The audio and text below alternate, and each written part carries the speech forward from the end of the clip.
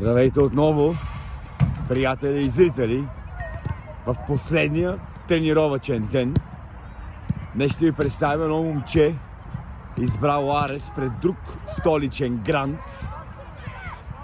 Желязната завеса на 2013, човека, който рядко допуска гол и има най-много сухи мрежи, Деян Радев. Здрасти, Деяне. Здравейте. Би ли се представил с няколко думи пред нашата публика? Ами аз съм Деян Радев, играя за набор 2013-2012 и съм вратар. Колко време си в Арес? От 3 години и половина. Ти имаш опити с други отбори в България, не само в София.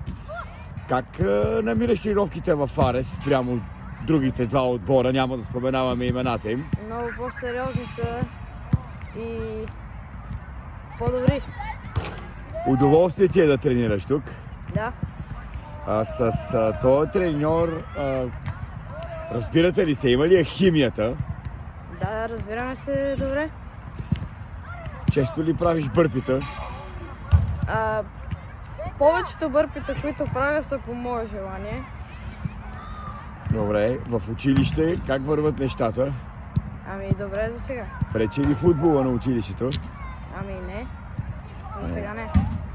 Добре, а къде е господин Радев след 10 години?